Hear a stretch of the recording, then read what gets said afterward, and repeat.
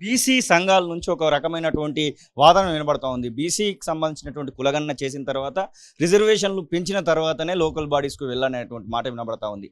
దాని విషయంలో ఒక బీసీ నాయకుడిగా, బీసీకి సంబంధించినటువంటి ఎమ్మెల్యేగా మీరేం చెప్పదలుచుకున్నారు ప్రభుత్వంలో ఉండి?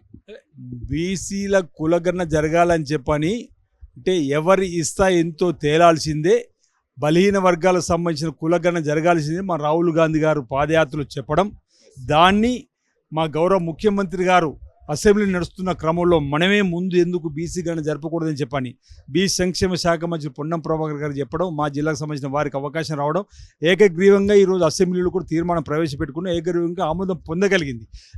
దాని ద్వారా బీసీ గణన జరుగుతుంది. దాని ప్రకారమే బీసీలకు ఎక్కడైనా ఆల్రెడీ షెడ్యూల్ కులాలు కానీ, షెడ్యూల్ ట్రైబల్స్ కానీ గణన ఉంది. ఈ గణన కూడా పూర్తి కాగానే మేలైనటువంటి కార్యక్రమాలు తీసుకోవాలని చెప్పి ప్రభుత్వం ముందుకు పోతుంది. సరే, మీరు అంటున్నట్టుగా ఈ ఎన్నికలకు ముందే జరపాలన్నా ఎన్నికల తర్వాత అనేది రూపకల్పన, ఇప్పుడు ఎన్నికల కూడా అయిపోయింది కాబట్టి దానిపైన కూడా మా గౌరవ ముఖ్యమంత్రి కూడా చర్చ జరిపి దానికి అనుగుణంగా అందరికీ అందుబాటులో ఉండే విధంగా, అందరికీ న్యాయం జరిగే విధంగా చేస్తారని మా ఆలోచన. అసలు బీసీ గణన చేయాలి ఆలోచన వచ్చిందే కాంగ్రెస్ ప్రభుత్వానికి, కాంగ్రెస్ పార్టీకి, రేవంత్ రెడ్డి గారికి, రాహుల్ గాంధీ గారు. కాబట్టి తప్పనిసరిగా ఆలోచనకు అనుగుణంగా ముందుకు సాగుతామని చెప్పి సందర్భంగా తెలియజేస్తా ఉన్నా. కేంద్ర సహాయ మంత్రి పదవి వచ్చింది ఉమ్మడి కరీంనగర్ జిల్లాకు సంబంధించి బండి సంజయ్కి. ఎట్లా అనుకుంటా ఉన్నారు? మీ ప్రతిపాదనలు ఏమైనా కేంద్రానికి పెట్టాలనుకుంటే సంజయ్ త్రూ పోవడానికి ఏమైనా ఆలోచనలు చేస్తారా? సంజయ్ వలన ఏమైనా మేలు చేకూరుతుంది? ఇప్పుడు రాజరాజేశ్వర ఆలయం కనబడతా ఉంది, ఇంకా చాలా కనబడతా ఉన్నాయి ఉమ్మడి కరీంనగర్లో, అలాగే రాష్ట్ర వ్యాప్తంగా కూడా ఏమైనా మేలు జరుగుతుందని భావిస్తా ఉన్నారా? వాళ్ళకు 10 సంవత్సరాల కేంద్ర ప్రభుత్వం అధికారులు ఉండి ఇప్పటి వరకు ఉన్న వాళ్ళ మంత్రులు ఈ తెలంగాణ రాష్ట్రానికి ఒనగూరిన కార్యక్రమం చేసినట్టయితే మనకు కనిపిస్తలే. తెలంగాణ ఆంధ్రప్రదేశ్ విభజన చట్టంలో కాజీపేట కోచ్ ఫ్యాక్టరీతో పాటు ఇంకా అనేక అంశాలు ఉన్నాయి, అవి తీసుకురాలేకపోయినారు.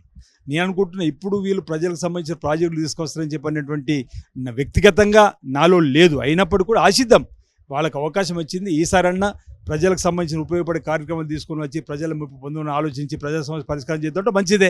తప్పనిసరిగా మా ప్రాంతంలోని సమస్యలు ఉంటే మేము మా ప్రభుత్వం బేసిజాలకు పోదు. రేవంత్ రెడ్డి గారు ప్రధానమంత్రిలో మోడీ గారు వచ్చినప్పుడు కూడా కలవడం జరిగింది, మా సమస్యలు చెప్పడం జరిగింది.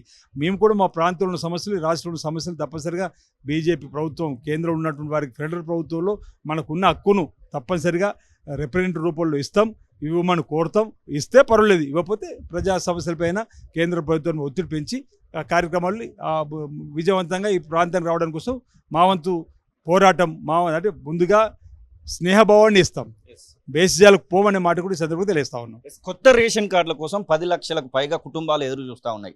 కొత్త రేషన్ కార్డు లేకపోవడం వల్ల చాలా విషయాలలో, ఆరోగ్యశ్రీ విషయంలో కానివ్వండి, కొన్ని రియంబర్స్మెంట్స్ విషయంలో కానివ్వండి, చాలా వరకు కూడా ఇబ్బంది పడుతున్నటువంటి కుటుంబాలు కనబడతా ఉన్నాయి. వారికి ఏమైనా తీపి వార్త చెప్పబోతుందా ఈ వచ్చేటువంటి అసెంబ్లీలోనైనా? అసలు ఈ తెలంగాణలో కానీ ఎక్కడైనా కానీ రేషన్ కార్డుల పంపిణీ చేసే సర్కార్ ఏదన్నది కాంగ్రెస్ సర్కారే. 10 సంవత్సరాల బీఆర్ఎస్ రేషన్ కార్డులు ఇవ్వలే, 10 సంవత్సరాల భారతీయ జనతా పార్టీ కూడా రేషన్ కార్డు ఇవ్వలే. ఈరోజు మేము వచ్చిన తర్వాత రేషన్ కార్డు ఇవ్వాలనుకున్నాం. మా రెవెన్యూ శాఖ మంత్రి పొంగులేటి శ్రీనివాసరెడ్డి గారు కూడా ఈ మధ్యలో చెప్పిన త్వరలోనే రేషన్ కార్డులకు సంబంధించినటువంటి ప్రక్రియను కూడా ప్రారంభం చేస్తామని, ఇవ్వాల్సిన అవసరం ఉంది.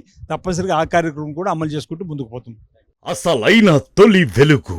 ఫాలో వాట్సాప్ @తొలి వెలుగు official.